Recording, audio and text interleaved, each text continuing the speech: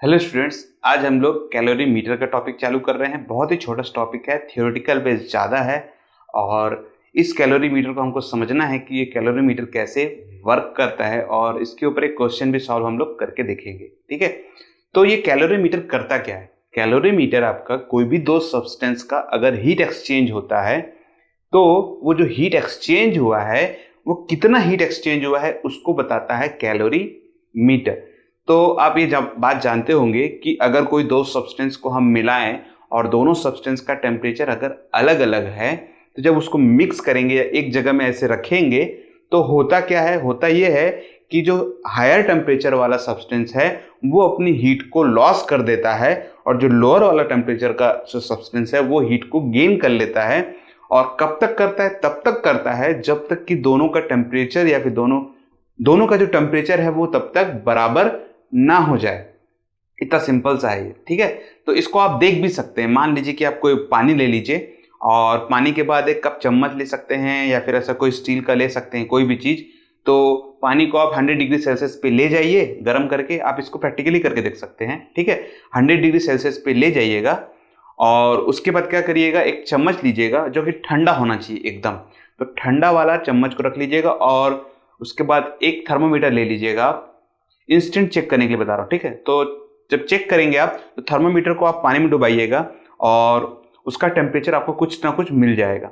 और उसके बाद जैसे ही आप ठंडा वाला क्या करेंगे, आप ठंडे वाले चम्मच को जैसे उसमें डिप करेंगे तो वैसे ही आपको टेम्परेचर में चेंज दिखाई देगा। इस एक्सपेरिमेंट को आप करके भी देख सकते हैं। ठीक है, तो अगर मेरे को ऐसा लग रहा है कि अगर ये वीडियो मेरा जो बना रहा हूं मैं, ठीक है, जितने भी वीडियोस हैं अगर ये बन जाते हैं, कंप्लीट हो जाते हैं, तो मैं एक प्लेलिस्ट बना लूंगा एक्सपेरिमेंट के नाम से भी। तो उस पर हम लोग छोटे छोटे एक्सपेरिमेंट करके भी देख लेंगे, तो उससे ज्यादा क्लैरिटी हो जाएगा। पर ये सिलेबस कंप्लीट होने के बाद ही उसको हम लोग बना के देखेंगे। ठीक है, ठीक है, तो अब ये बात करके देखिएगा और अगर आपको डिफरेंस दिखा तो मुझे कमेंट सेक्शन में जरूर बताइएगा कि आपका जो टेम्परेचर डिफरेंस था वो कितना मिला। तो जो कैलोरी मीटर है उसको बनाने का तरीका क्या है उसको आप समझ लीजिए। ठीक है, चाहे तो आप इसको घर में भी बना सकते हैं। इस कैलोरी मीटर को बहुत ही सिंपल सा है, कैलोरी मीटर। तो कैलोरी मीटर होता कैसा है और कैसा दिखाई देता है इसको समझिए आप। बहुत ही सिंपल सा होता है। एक कॉपर का ऐसे कंटेनर ले लेना है, कॉपर वेसल बोला जाता है इसको।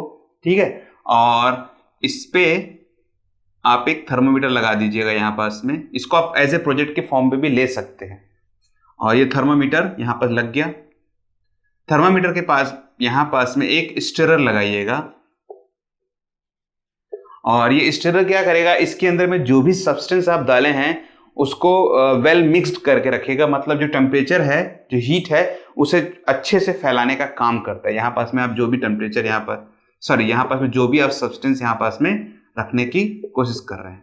ठीक है, अब देखिए जब इसमें हीट को डालेंगे तो जो ये टेम्परेचर, ये थर्मामीटर जो है वो एक्चुअल में जो हीट है उसे बताना चाहिए, जो एक्चुअल हीट ट्रांसफर हुआ है। तो होता क्या है कि ये कॉपर का है तो ये कॉपर क्या करेगा, आजू बाजू के जितना भी जगह है उसके साथ में हीट एक्सचेंज करने की कोशिश करेगा।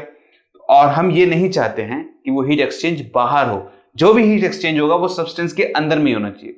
तो उसके लिए जो हीट ट्रांसफर हो रहा था उसे रोकना पड़ेगा। तो उसके लिए क्या किया गया है, इसको चारों तरफ से ऐसे ढक दिया गया। और इसको किस चीज से ढके हैं, इसको आप गिलास या फिर वूल का कपड़ा या फिर कॉटन, इन तीनों में से तीनों का मिक्स करके इसको लगाया गया, जिससे ये अच्छे से इंसुलेट हो जाए। यहां पास में ये अच्छे से इंसुलेट हो जाए और इसका हीट बाहर ना जा पाए। फिर भी अगर कुछ बच जाता है तो इसके लिए एक और इंसुलेटर लगाया जाता है यहां पास में, ये वुड। इसको वुड से चारों तरफ से ऐसे ढक सकते हैं। ठीक है, ये देखिए ये हमारा बन गया वुड। ये भी एक आपका इंसुलेटर जैसे वर्क करेगा। पर ये वाला जो वुड है ये क्या करेगा, इस अंदर के जितना भी सिस्टम है इस पूरे सिस्टम को आइसोलेट कर देगा। ये आइसोलेट क्या होता है, आइसोलेट का मतलब ये होता है कि जब ये वुड इसको आइसोलेट करेगा तो इसके अंदर का जो भी हीट है ये सिस्टम के बाहर नहीं जा पाएगा। सिस्टम कहाँ है, ये अंदर का जितना भी पार्ट है इसे सिस्टम बोलते हैं। और बाहर का जो भी हीट है वो अंदर नहीं आ पाएगा। तो जब ऐसा हो जाता है कि कोई भी चीज बाहर नहीं जा पाती और बाहर की चीज अंदर नहीं आ पाती है तो उसे हम आइसोलेट बोलते हैं। ठीक है, तो इतना सिंपल सा हमारा था ये कैलोरीमीटर और इसमें कुछ भी नहीं है। अब ये कैलोरीमीटर के लिए एक छोटा सा लॉ है, वो देख लीजिए क्या है। बहुत ही सिंपल सा लॉ है। देखिए इसका लॉ ये बोलता है कि अगर इसमें जो सब्सटेंस है वो अपने हीट को अगर लॉस करेगा, देखिए दो सब्सटेंस को जब मिलाएंगे तो अगर सब्सटेंस अपना हीट को लॉस करेगा तो दूसरा सब्सटेंस उतना ही हीट को गेन करेगा। तो लॉ बनेगा हमारा heat gain equal to heat loss, ये हमारा फॉर्मूला बनेगा। ठीक है, तो एक सब्सटेंस जितना गेन करेगा अगला सब्सटेंस उतना ही लॉस करेगा हीट को। ठीक है, अब ये जो हीट है, जो हमारा चेंज आ रहा है हीट में, जो जितना भी एक्सचेंज हो रहा है वो हीट का फॉर्मूला क्या है, तो उसके लिए फॉर्मूला हमको बनाना पड़ेगा। देखिए क्या है, हीट कैपेसिटी से हम निकालेंगे फॉर्मूले को। हीट कैपेसिटी होता है del Q upon del T. तो ये डेल क्यू जो है ये एक्चुअल में हीट है हमारा, जो हीट आपको यहाँ पास में मिलेगा, फिर ये डेल टी टाइम में चेंज होगा। तो ये किसी भी सब्सटेंस का हीट कैपेसिटी बताता है, पर हमको काम है स्पेसिफिक हीट वाले से। तो हीट कैपेसिटी को जब स्पेसिफिक हीट में चेंज करेंगे, स्पेसिफिक हीट कैपेसिटी में जब चेंज करेंगे तो फॉर्मूला हमारा आएगा del Q upon M del T. Unit mass के हिसाब से वो चेंज होगा। ठीक है, हमको मतलब है इस डेल क्यू से, तो डेल क्यू क्या निकल के आने वाला है, एस एम डेल टी या फिर एम एस डेल टी। ये हो गया हमारा डेल क्यू। ठीक है, जितना भी हीट आपका ट्रांसफर हुआ, तो क्या क्या रहेगा हीट ट्रांसफर टाइम पे, पहला उसका मास, जितना भी उसका मास होगा, फिर उसका स्पेसिफिक हीट, उस सब्सटेंस का specific heat per unit mass के हिसाब से, और फिर डेल टी टाइम, मतलब कि जो टेम्परेचर है, जो specific del Q upon del T temperature में चेंज। ठीक है, मैं टाइम बोल दिया था गलती से, तो डेल टी मतलब कितना टेम्परेचर में चेंज आया होगा।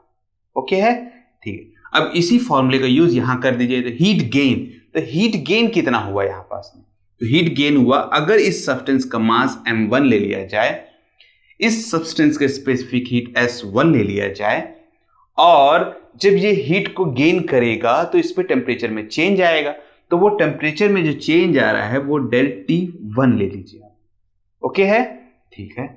जिस सब्सटेंस लॉस कर रहा है तो इसका भी कुछ मास होगा, m2 रख लीजिए, इसका कुछ स्पेसिफिक हीट होगा, s2 रख लीजिए, और इसने लॉस किया है तो जो टेम्परेचर में जो चेंज आया है उसे आप ले लीजिएगा डेल T2।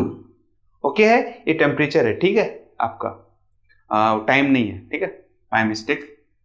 तो डेल Q इतना एनर्जी इतना टेम्परेचर में चेंज आएगा।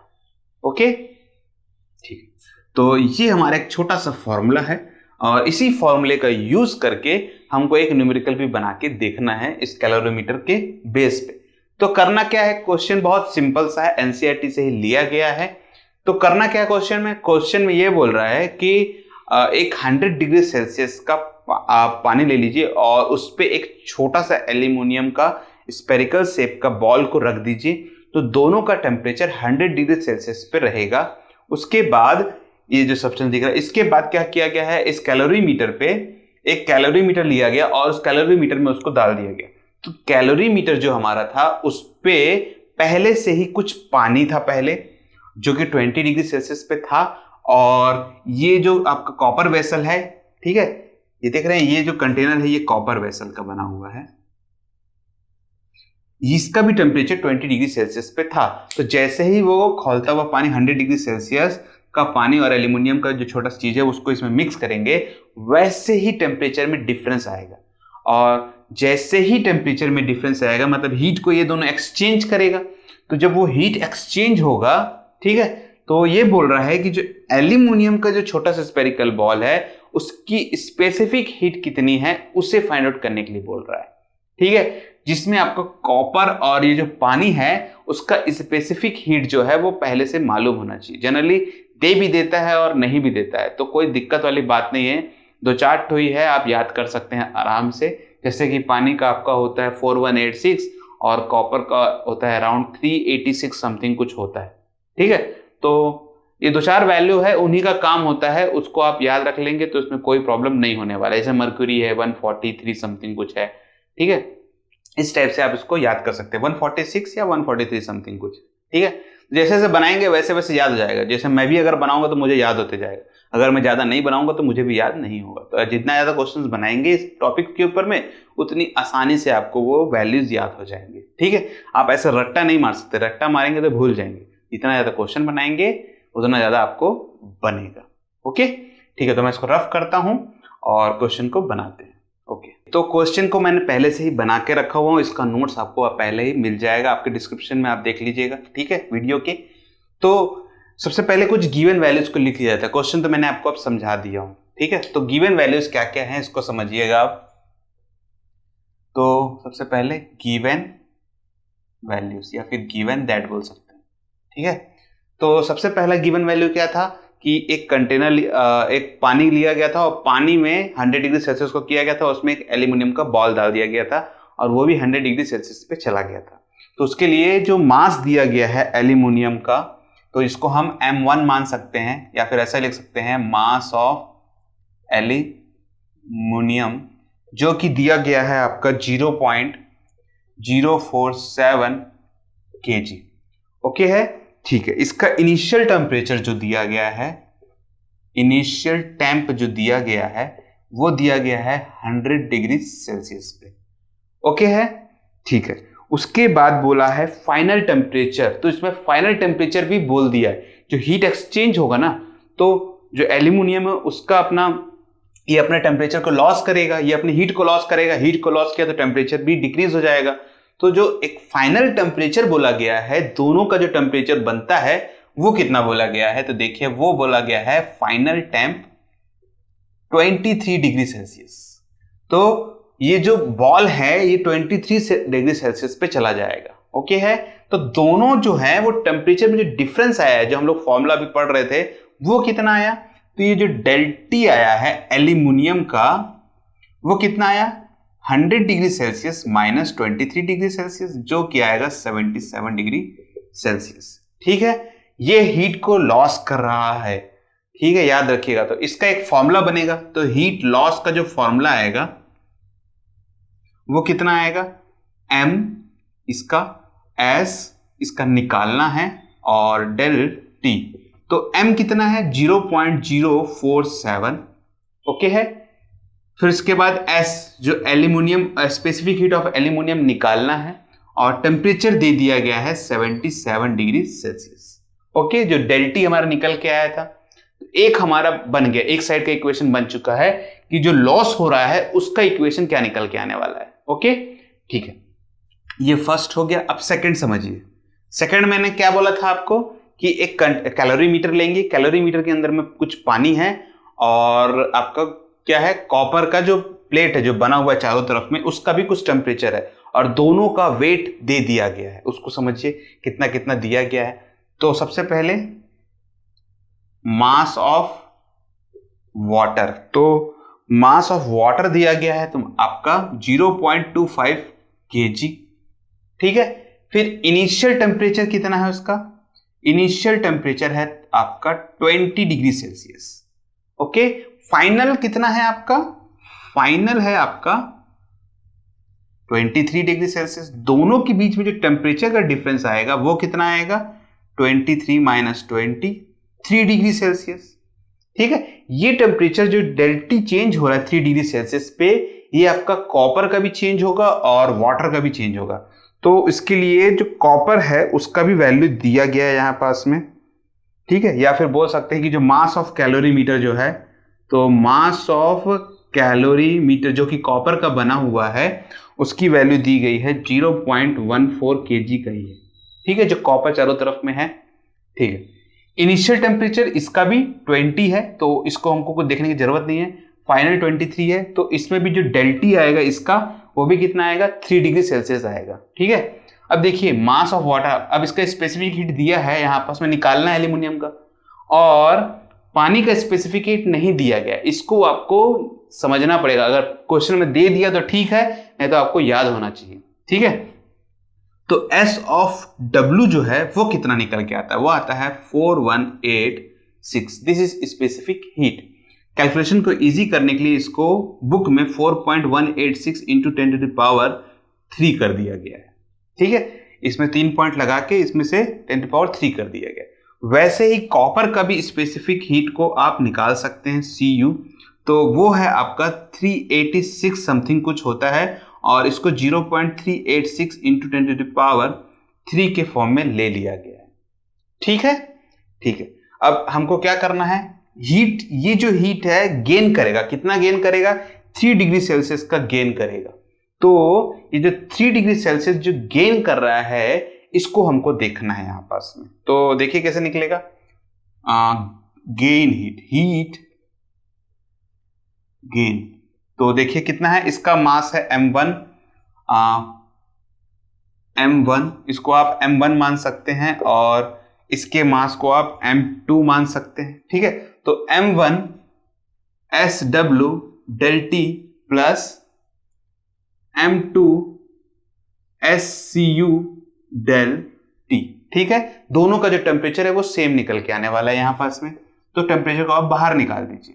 ठीक है, तो m1 कितना निकल के आया यहां पास में, 0.25, SW कितना निकल के आया यहां पास में, 4.186। ठीक है, अब देखिए इसमें 10³ और 10³ दोनों में बराबर है, तो दोनों को आप बाहर निकाल लीजिएगा, प्लस कर लीजिए। m2 आया है 0.14, और जो कॉपर का जो स्पेसिफिक हीट है वो आएगा 0.386। ठीक है, 10³ इन दोनों का आप क्या करेंगे, बाहर निकाल लीजिए, और टेम्परेचर डिफरेंस है 3।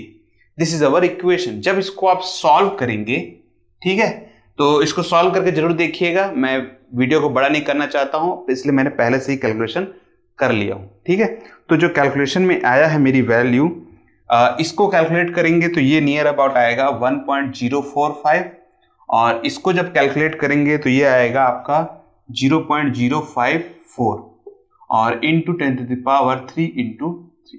ठीक है, अब जब इसको आप जोड़ेंगे तो ये कितना आ जाएगा आपका, ये 1 है, 1.099। ठीक है, इंटू 3 इंटू 10³ 3 से मल्टीप्लाई करेंगे, 3 9 जा 27, 7 2 ऊपर 3 9 जा 27, 28 29, 9 2 ऊपर 3 0 2, 3 1 जा 3, तो 3.297 इंटू 10³ हमारी वैल्यू आ गया।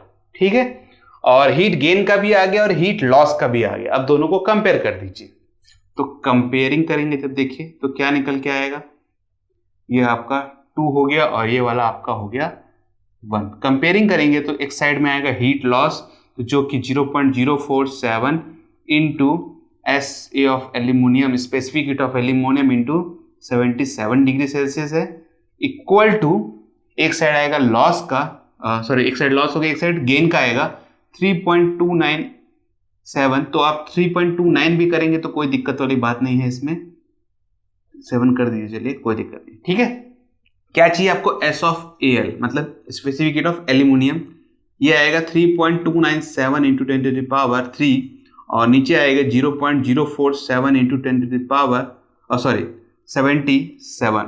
तो जब इसका आप कैलकुलेशन करेंगे तो मेरी जो कैलकुलेशन की जो वैल्यू आई थी वो कितनी निकल के आई थी, तो मैंने इसका कैलकुलेट किया था, तो ये नियर अबाउट 3.29 अपॉन इसकी कैलकुलेशन की वैल्यू आई थी आपकी 3.619 समथिंग कुछ आया था। ठीक है, और जब इसको आप कैलकुलेट करेंगे तो ये अराउंड 0.9 और 10³ को आप K में ले सकते हैं, इतनी वैल्यू मेरी आई थी। और ये है स्पेसिफिक हीट ऑफ एल्यूमिनियम। ठीक है, बहुत ही सिंपल तरीके से निकाले हैं। इसका यूनिट क्या निकल के आएगा, K, फिर ये है जूल, फिर ये kg के हिसाब से लिया जा रहा था इसलिए पर kg। ठीक है, और इसका जो सेल्सियस जो चेंज आया होगा उसको हम ऐसा यूनिट में करेंगे तो ये आएगा पर केल्विन, और this is our final answer 0.9 kilo joule पर kg पर केल्विन के हिसाब से हमारा आंसर आया है।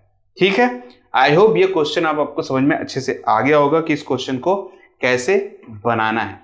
ठीक है, और इसमें ज्यादा कुछ है नहीं ज्यादा, तो ठीक है, फिर ये वीडियो को यहीं क्लोज करते हैं। आई होप ये वीडियो आपको पसंद आया होगा और ये कैलोरी मीटर का जो टॉपिक है अब आपको क्लियर हो गया होगा। और अगर ये वीडियो आपको पसंद आया तो इसे लाइक और शेयर जरूर कर दीजिएगा, जिससे ज़्यादा से ज़्यादा लोग तक पहुँच पाए। और अगर ये वीडियो आप पहली बार देख रहे हैं तो इसे लाइक और शेयर बिल्कुल करना ना भूलें, और हमारे चैनल को सब्सक्राइब करना भी बिल्कुल भी ना भूलें। ठीक है, थैंक यू।